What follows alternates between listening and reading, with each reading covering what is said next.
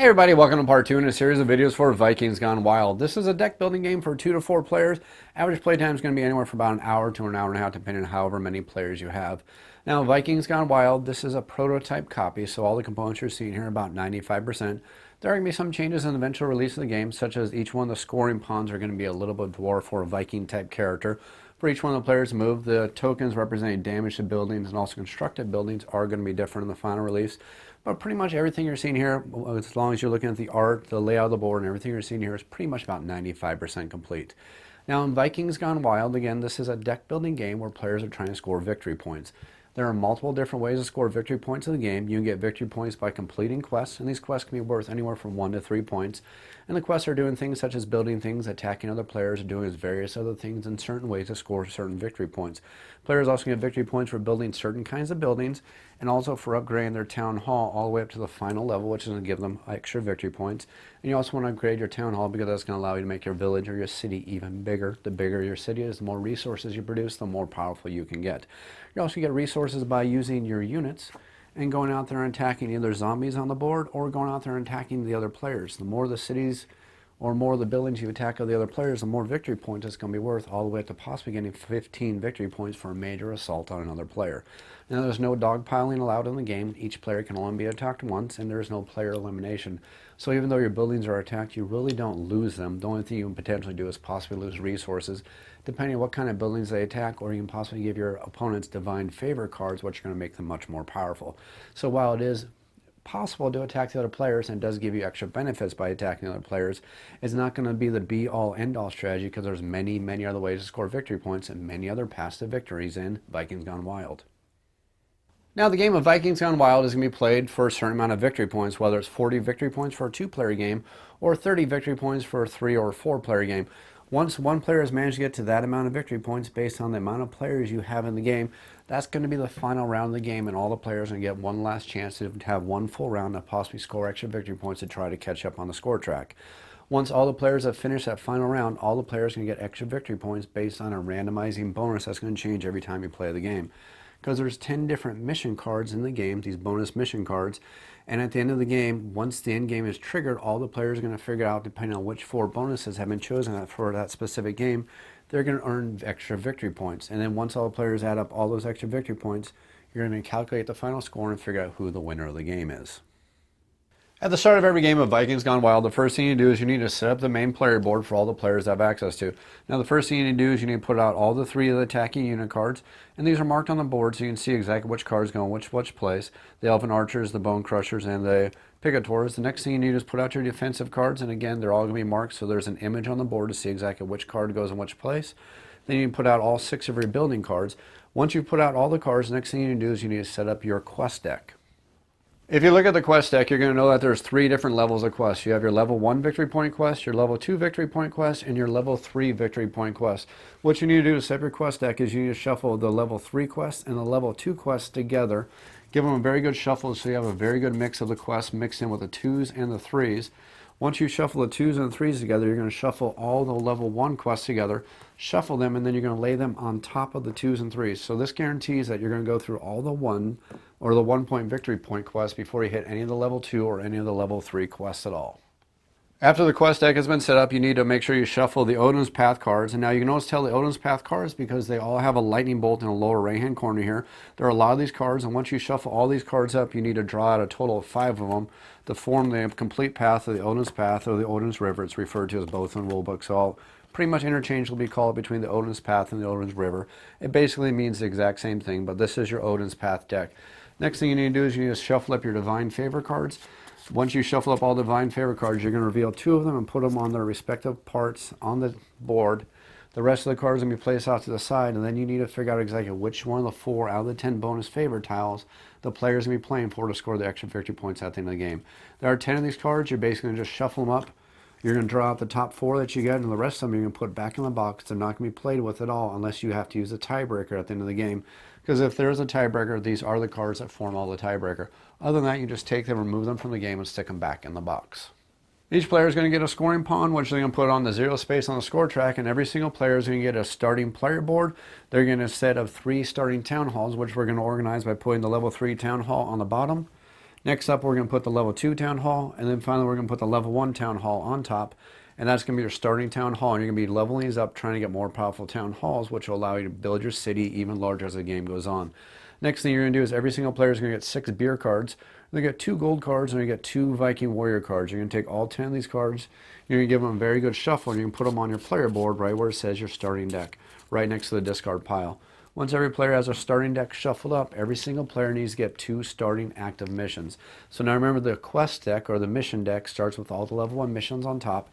So that guarantees that every single player is going to start with exactly 2 level 1 missions, because there's plenty of level 1 missions to make sure even in a 4-player game, every single player is going to start with level 1 missions only, and you won't get the level 2 or 3 missions until you start advancing further into the game.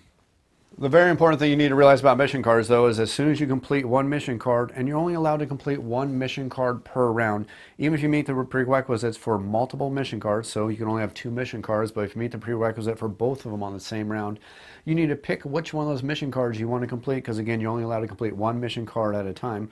Once you complete a mission card, you're going to score whatever amount of victory points it's going to give you on the victory point track. Then you're going to set it face down on top of your player board, and then you're immediately going to draw a new mission. Again, you can't complete that mission because you're only allowed to complete 1 mission per round. So again, that's part of the strategy. Sometimes you need to figure out what missions you want to complete when, especially when you start getting to the higher victory point missions like 3 victory points, which can make a big difference in this game. The only thing left to do is put the beer tokens, the gold tokens within easy reach of all the players, and then put all the building tokens and all the damage tokens also within easy reach of all the players. Now I want to give you a warning, again, this is a prototype board, so instead of using these little pieces of paper tokens, which are a little bit challenging to pull off all of these cards for the players, instead of using that, I'm using cubes. I'm using black cubes to represent buildings that were just built, and I'm using orange cubes to represent buildings that have been damaged. So if a building is just built, I'm going to use a black cube instead of using one of those little tokens right there. And if a building has happened to take damage, I'm going to use one of the orange cubes to represent that building has actually just taken damage. Now that the game is set up, you're ready to start playing Vikings Gone Wild. Vikings Gone Wild is played out over rounds, and every single round is broken up into 5 phases. Now, some of these phases, players are going to be taking simultaneous actions, and some of the phases, players are going to be taking actions in turn order based on the player order, which is going to change every single round in a clockwise manner. The very first phase that players have to go through is the drawing cards phase. Players are going to draw a hand of exactly 5 cards from their draw pile, and now it's exactly 5 cards every single round unless you have cards in play or buildings in place, such as a tavern, which is going to allow you to draw an extra card for every tavern you happen to have in your city. Or there are actually cards that you can get through the Odin's River that are going to allow you to draw extra cards also. So generally the limit is 5 cards unless you have a card or building that's going to allow you to break that rule. After every player has drawn their hand of exactly 5 cards, the next thing players are going to do is they're going to gain resources based on any buildings they manage to build. They're going to produce resources. Now the brewery is always going to produce beer, and it's only going to produce 1 per brewery you have, and that can't be saved from round to round. The only way you can save it is by building these containers which allow you to save resources from round to round. So that's kind of a thing where you want to be building the resource generators and the resource savers, because otherwise you're not going to have the resources you need on future rounds to do everything you need to do. So every single brewery that you have in play is going to produce 1 beer, and you're simply going to place a beer token on that brewery, assuming that brewery was in play at the start of this round. Any breweries built starting with phase 3 or on are not going to produce resources for that turn, because any building that is built on phase 3 does not produce on the turn it's built. They only produce on future turns. So every single building you have is going to produce. So your breweries will produce beer, your gold factories are going to produce gold, and those are the kind of things that you're going to do. After every player has checked for any buildings that they have that aren't going to produce, we're going to move on to the third phase where all the players are going to start taking actions in player order. The player phase is the first phase where players are going to start taking actions in player order. Again, the first phase and the second phase, players can pretty much act at the exact same time. There's really no big deal when it comes to that. But once we start with the player phase, we're going to start acting in player order. And what players can do is they can do anything they want during their turn as long as they have the resources to do it. So they can do as many actions as they want and complete all the actions they want based on however many resources they have in their supply, so resources they have in their hand, or any kind of actions they want. Once they've completed all the actions they want to complete, then their turn is over, and then the next player in turn order gets to go, and they get to do as many actions as they want based on however many supplies they have until they've decided they want to take all the actions they want, and that player is going to end their turn. And you're going to continue like that until every player has taken exactly one full turn to complete as many actions as you want, and that's going to end the player phase. Now in the player phase, there's three things that a player can do. The first thing they can do is they can buy a card, assuming they have the resources to buy a card. Now every single card in the game is going to have a cost for it as long as it's a card that you can buy. Now the cards you can buy are the cards in the Odin's Path row. The cards you can buy are buildings, and the cards you can buy are attack cards and defense cards. Divine Favor cards are never purchased. Players are going to get those randomly based on certain accomplishments they're going to make during the game. The only way you can get Divine Favor cards is as soon as you score on or past the 5 victory points, 12 victory points, and the 20 victory points, you're going to immediately get to pick one of the Divine Favor cards. And the way that's going to work is you're going to flip over the top one from the deck, and you as a player, once you got the 5, 12, or 20, gets to immediately pick one of the 3 cards and put that card into your discard pile. Whichever card you take and put in your discard pile, the rest of the cards are going to remain there. So if I take one of the 2 face-up ones, the one that I flipped over is going to replace it. If I just took the one that's face up, those 2 cards are going to remain in that spot. And again, this goes in my discard pile, not into your hand. Very important thing to remember about Vikings Gone Wild is all cards, any card you purchase goes immediately into your discard pile, not into your hand. Cards never go in your hand when you buy them. So again, Divine Favor cards, as soon as you reach 5 or beyond 5, you're going to get to pick one Divine Favor card. Same thing at 12, and the same thing at 20 or beyond. There's another way you can get Divine Favor cards. You can also get Divine Favor cards by attacking players' upgraded town halls. And there's a nice friendly reminder on the town halls to remind you what kind of rewards you can get. And all the cards that give you a reward when you attack them are all going to have symbols on them underneath their defense. And I'll explain the defense when we get to the combat. I don't want to jump ahead of things here, but if any card has a symbol underneath its defense, those are the rewards the attacker is going to get before attacking those buildings. So for example, if I as a player have a tavern and this player attacks my tavern successfully, they're going to gain 2 victory points immediately for attacking my tavern successfully. Now I say successfully because if I can defend my tavern by having defense cards in place and I can thwart their attack, they're not going to get any victory points at all. Now if I happen to have a level 3 town hall, you're going to see that the reward for attacking that is even greater. So if this player right here attacks this player and they succeed in getting 8 or higher on the attack, because this has a defensive 8, they're going to gain 4 victory points, and every single time they attack my town hall, they're also going to gain a Divine Favor card. So it's possible to get more than 3 Divine Favor cards in the game. It's possible if you're very, very aggressive to get 4, 5, or even 6 of these Divine Favor cards. But you got to remember, there is a limited supply of those Divine Favor cards. There's only 18 of them in the game, and once they're all gone, they're pretty much all gone. As I said earlier, every player on their player turn gets 3 actions they can do. They can attack another player, or they can attack a zombie in the center of the board for a singular reward, or they can attack one of the zombies in the Odin's Path. Or the next thing they can do is they can buy a card, or the final thing they can do is complete a quest. Again, you can do any 3 of those actions, any order you want, and as many of those actions as you want, as long as you have the resources to pay for it. Now, every single card is going to have a cost associated with it. If it's in the Odin's Path, ignoring the zombies because they play a little bit differently. Your attack cards are going to have a cost. Your defense cards and your building cards are all going to have a cost on them. And that's all going to be listed in the upper right-hand corner of every single card. So if it's a number on top of a gold border, that means that's how much gold it's going to cost to purchase that card. So breweries cost 2, beer containers cost 1, taverns cost 5. Now, if you look at the number and it happens to be on top of a brown cube, that's how much beer is going to cost to purchase that building. So, for example, the gold factory costs 3 beer, the gold container costs 2 beer, and the Drakkar costs 3 beer. And it also goes over here also for your attack units and your defense units. All your defense units cost gold, 2, 3, and 4, and all your attack units cost beer, 3, 5, and also 4, except for the Pigator. It has the most attack, and again, we'll explain attack in just a little bit, but you see it costs 4 beer and 3 gold to buy. Now you can purchase all of these items using cards in your hand, or also by using resources that you happen to build up over the turns. So let's say, for example, on prior turn, this player has managed to build a gold factory, they've managed to build a brewery, they've also managed to build a gold container, and they've also managed to build a beer container. And let's say we've been playing a couple rounds, we managed to build up a couple resources in our beer container, and we managed to build up a couple resources in our gold container. And also our buildings were built on prior turns, so that means they managed to build or produce resources on this turn. So we're simply going to look at all the cards we have in our hand. We're going to see that we have a beer card in our hand. We're going to see that we have 2 gold cards in our hand. We're going to see that we have also 2 attack cards in our hand. So I can use all of these resources, all these buildings, plus this beer card if I want. And again, resources left on cards are either going to go into your containers at the end of the fourth phase, or if you don't spend them, you don't have room in the containers, they're actually going to be disappearing. So you have to be very, very careful about that. But if I want to, I could spend, in this example, I can spend 1, 2, plus 3 is a total of 5 beer. And I can buy anything that costs 5 or less beer. And of course, you can do that in increments if you really, really want to. So for example, I have 5 beer. I could spend 3 of the beer to buy an elf archer, leaving me 2 beer left over to build another gold container. But there's a limit on how many buildings you can have in your town based on your town hall. And I'll explain that just a moment here. I don't want to jump ahead of things.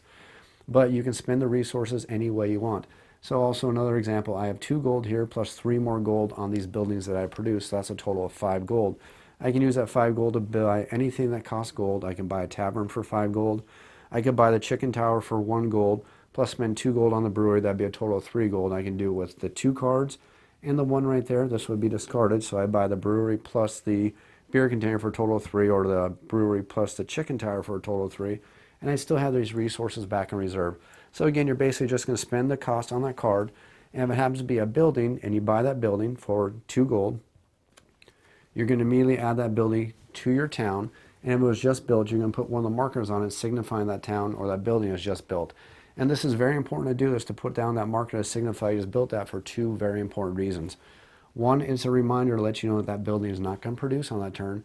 And also the other reason why you want to put that down there is let the other players know that nobody can attack that building this turn because it's still in the process of being built.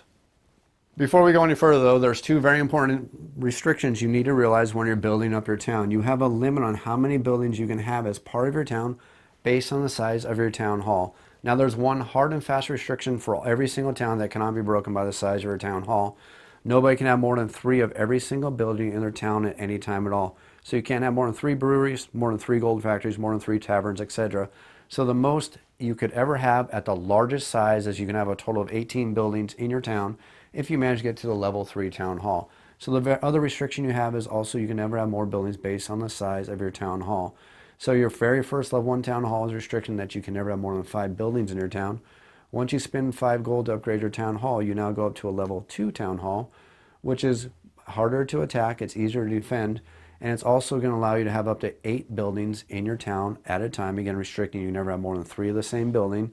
And then if you spend 7 gold, you can upgrade it again all the way up to a level 3 town hall, which is the largest town hall, which lets you have an unlimited amount of buildings in your town.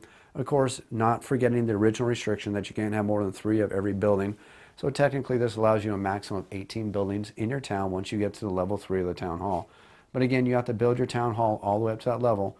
Once it's at that level, you're unlimited, but until that point is reached, you can only have so many buildings in your town. When you're building and buying all these cards, the other important thing to remember is that anytime you build a building, they're going to be added to your town and placed right below your board or to the side of your board so you don't forget where your buildings are.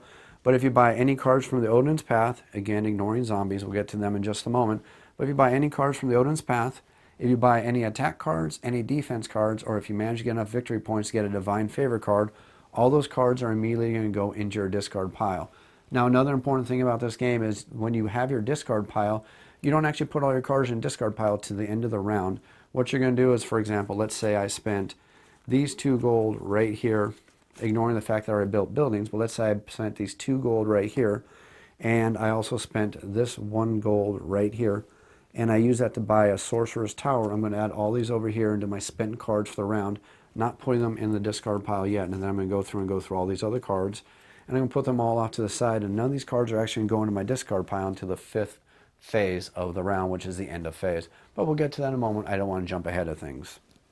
The next action you can do on your turn is complete a quest, and every single one of these quests have a requirement on it. As soon as you reach that requirement, even if that requirement happens on another player's turn, as long as you have not completed any quests this round, because you can only complete 1 quest per round, but as long as that's the case, if you reach the requirement for that 1 quest, you're simply going to flip the card over, put it on your completed action pile for all your missions or your quests, and you're going to gain the amount of victory points that that quest or mission is going to go ahead and give you. Once you've done that, you're going to immediately replace that mission with a new mission card. Again, you can't complete any more missions this round because you do have the hard limit of only completing 1 mission per round. The final action you can do on your turn is an attack action, and this is the most interesting thing about the game and one of the largest ways to get mass amounts of victory points, especially later on in the game where the players start having very large towns with lots of buildings that are ripe to plunder. The way combat's going to work in this game is when the players decide they want to do any combats, they have a couple different targets they can target for a combat. Now, the way you're going to do this is you can either attack the zombie in the center of the board, and you're allowed to attack the zombie once per round per player. So this player on their turn can attack the zombie in the center of the board one time on their turn.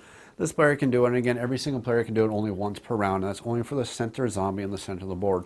And why would you want to attack the center zombie in the center of the board? Well, he only has one defense, which means pretty much any unit can attack it. He never defends himself, and anytime you attack the zombie in the center of the board, you get the choice of either taking 1 gold or 1 beer token for doing it. So it can be a way to go ahead and use your level 1 warriors, your Viking warriors, in your hand when you're not able to attack the other players. So it is a way to use those extra cards and also gain some extra resources.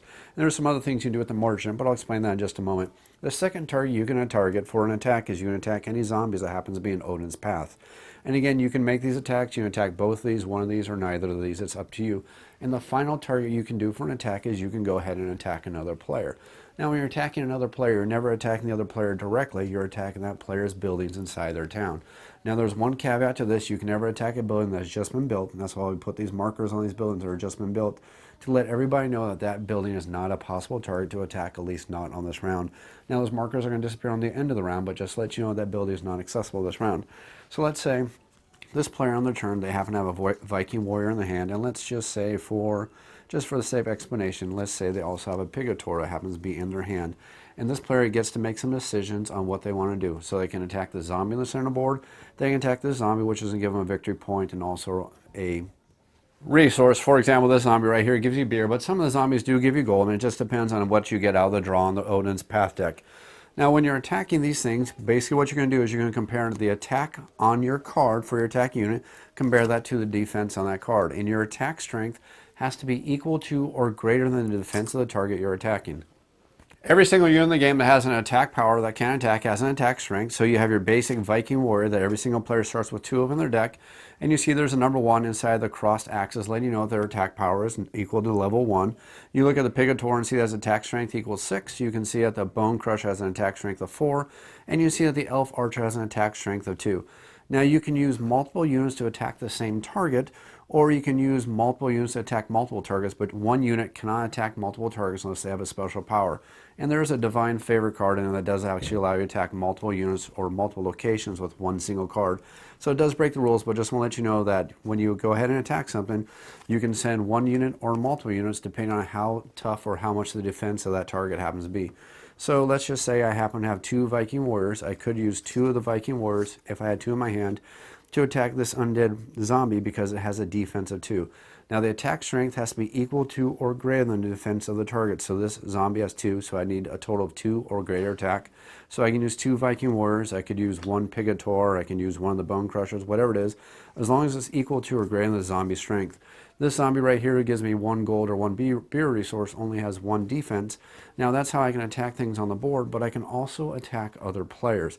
Now remember, the important thing is I cannot attack a building that was just built, but I can go ahead and attack other players. And strategically, when you're attacking other players, you want to make sure you're calling out 1 attack at a time. You don't want to lay all your attacks out and claim all your attacks, because your opponent can defend, and if they defend, they block your attacks, and you're not going to score any victory points at all. When you attack another player, you need to declare exactly which one of their buildings you're attacking. And again, you need to be at least equal to or higher than the defense of the building. So these basic buildings right here each have a defense of 1. These buildings each have a defense of 3. And if you want, you can look at all the buildings that we have here. We have 1 defense, 4 for taverns, 3 for the Drakkar. We have 3 for the gold container. And we also have 3 defense for the beer container. So that means if my opponent has any of those buildings, I need to have at least that strength or higher when I attack that building. Now I can get that total strength by combining multiple attackers on 1 target, or if I have 1 card that's just powerful enough, I can use that very powerful card to go ahead and attack it. But here's the thing you have to be very careful of, because once I announce an attack, that player can, if they happen to have any defense cards in their hand, they can play those defense cards to raise the defense of whatever I'm attacking. So let's say, just for example, I happen to be attacking this player right here, and I happen to decide I'm going to send out my Pigator to attack their town hall. Now the reason why I may want to do that is because it gives me 2 victory points for attacking it, plus I'm going to get victory points for every single building I happen to attack. And this is exactly why you want to announce 1 attack at a time, because that player can defend, and if they defend, I cannot put any more attackers towards the attack. So let's say I attack with this Pigator, thinking that I have the upper hand and I'm going to win out on this town hall. because my 6 beats the 4 defense of that card. But this player, if they happen to have a defense card in their hand, and again, it has to be in their hand, not on their discard pile, if they play this down, it's going to add to the defense of that building. So that building now has a total of 8 defense. I can't add any more units to the attack because once I declare the attack, I've actually declared the attack, and I can't add any more, which means there's kind of a bluffing game to the combat in the game. Because as long as my target has at least 1 card in the hand and they purchase at least 1 defensive card, there's always a chance that they could be able to defend against my attack. And that's why I always have to judge how I want to do my attacks and what I want to go after, and always use my attacks and choose 1 target at a time because the player can defend. So a really good strategy that you could do, especially if you know your opponent has a defensive card in their hand, you can go ahead and attack them with your weaker attacks first, hoping to bait them into doing a defense. So for example, I can throw out this Viking warrior saying this is my first attack, and say I'm going to attack this gold factory, and then ask them if they're going to defend. If they decide that they're going to go ahead and defend and add 4 + 1 for a total of 5, meaning that Viking warrior has failed in his attack, then that attack has failed, and then I can announce my next attack and say, well, I have another Viking warrior. He's going to go ahead and out here and attack this building. Can you defend? And if they say, no, I can't defend anymore, I now know that I can start steamrolling into them and lay out another attack. And the more attacks you make on your turn, the more victory points you're going to get in this game. Because there's a chart that comes out with the game, and it's going to tell you for every single building you successfully attack, you're going to get a certain amount of victory points. So if you attack 1 building, you're only going to get 1 victory point. But if you go all the way up to the point where you attack 8 of your enemy's buildings, you're going to get a total of 15 victory points. And you can see in a 3-player game where you only need 30 victory points to win the game, that can make a huge swing in the amount of victory points you have and bring you ever so much closer to getting a victory. So for every single building that you successfully attack that is not defended, that building is going to be marked with one of these damage tokens to let everybody know that building has been attacked. And it's also going to let all the players know this player and that player only cannot be attacked anymore this round. Now every single player in the game can only be attacked once per round by any of the players, and there's one caveat to that, and that's in a 3-player game. There's a slightly different rule in a 3-player game. In a 3-player game, if you're the 3rd player and both the other players have already attacked each other, you're free to attack any building that has not been attacked yet, and that's a rule that exists only in the 3-player game. In the 2 and the 4-player game, every single player can only be attacked once. Now remember, if your building happens to be attacked, you're not really losing resources, unless it happens to be one of these specific buildings right here, which specifically says that if they're attacked and there's any resources on them and you successfully attack them, you actually get to steal resources from those buildings. And those are specifically marked. Again, the rewards are you can steal gold, you can steal beer as long as it's available. If that player doesn't have any gold and I attack that building, I'm not going to get any gold out of it. And you also get rewards over here for attacking the town halls. Remember, you get the special rewards of victory points and eventually divine favor cards if that town hall gets to be happen to be powerful enough. And of course, you can also complete missions because some of these missions are going to require you to attack the other players. So that's the reason why you want to attack the other players. That's how you attack other players, and that's how you gain all those victory points for attacking other players. So I've covered combat with the zombies, I've covered combat in Odin's Path, and I've covered combat with other players. I've also covered purchasing. You can make as many purchases as you want based on the resources you have. And these cards are going to go in your hand. These buildings will be built based on the maximum amount of buildings you have based on your town hall. The last thing a player can do on their turn if they want to is they can go ahead and visit the merchant. Now the merchant's going to give you 3 different things that you can do. You can spend 4 gold at the merchant to immediately shuffle your discard pile into your draw pile, which can be good, especially if you just manage to purchase some really powerful cards that you want to bring out very, very quickly. You can also visit the merchant to trade 2 gold for 1 beer, or you visit the merchant and trade 2 beer for 1 gold. Those are all the actions you can do on the player turn. We're done with the player turn. Let's go ahead and move to the storage phase. During the storage phase, players can move any resources that they produce in either their breweries or their gold factories into any of their matching containers as long as there's room in those containers. Now remember, this is only resources we didn't spend from these production units. If we spent those resources to buy cards, obviously those resources are not going to be available, but if they happen to be available, we're going to move them down into our containers. And remember, the nice thing about these containers is if you ever get 4 resources in them, you're going to gain 1 victory point every single storage phase as long as you keep 4 resources in that thing. So it could be a way to start generating lots of victory points if you can manage to get resources in them and manage to keep those resources in them. That's going to score you multiple victory points over every single storage phase. Once the storage phase is complete, we're done with the storage phase, we get to move to the end of the turn. The end of the turn is when players are going to finally use all their cards that they spent and all the cards that they purchased during their turn. They're all going to move all those cards into their discard pile. And then after they do that, they're going to remove all the tokens from all of their buildings that either they took damage or buildings that were just built. You're going to move all those tokens from any of those buildings on every single player. And if you happen to have a token on top of a brewery, but there's no room to put it inside one of your containers because your container is already full, for example, this container already had 4 cubes in it, this cube is actually going to be lost because these cards don't actually store cubes, they don't store gold, they don't store beer from round to round. You basically have to move it to a container if you have the space available. If you don't have the space available, those resources are going to be lost. So it's basically use them or lose them. So that's part of the strategy of the game. After you've done that, you're finished with the end of the turn. Only thing left to do is the last card on the Odin's Path is going to move over to the discard pile. We're going to slide every single card down. We're going to reveal the next card in the Odin's Path. The player order marker is going to move in clockwise order to the next player, and that's the end of the round. We're going to start the next round. And we're going to continue like this until one player has managed to get 30 victory points in a 3 or 4 player game, or one player has managed to get 40 victory points in a 2 player game.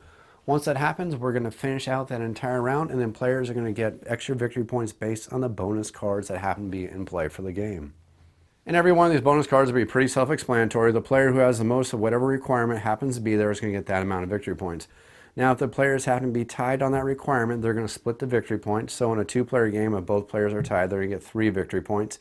If it was a 3-player game and all 3 players were tied, each will get 2. And finally, in a 4-player game, if all players were tied for this requirement, then they're actually going to get 1 victory points apiece. The last 2 victory points are going to be lost.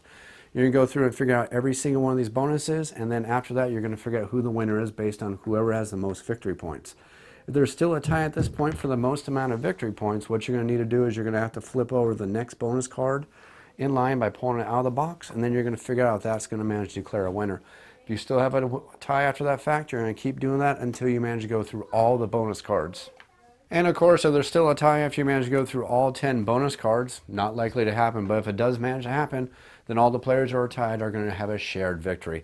That's the complete game of Vikings Gone Wild. I hope you enjoyed this tutorial video. If you have any comments or questions, make sure you leave them in the YouTube comments down below. You can also stay tuned for my 3rd video in this series, where I'm going to show you some actual gameplay from Vikings Gone Wild and make all these rules stay together and make sense for you. You can also check out my final video, my full review of the game, and get my thoughts and my opinions on the game. Although since this is a preview copy, I'm not going to comment too much on the components, even though the components are really good for what we see so far.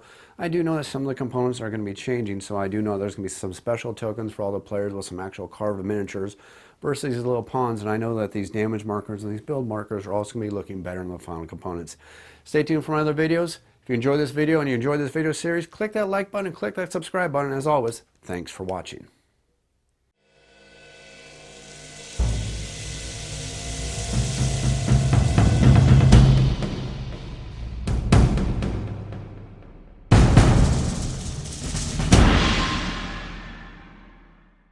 Any cards left in your hand at the end of the round are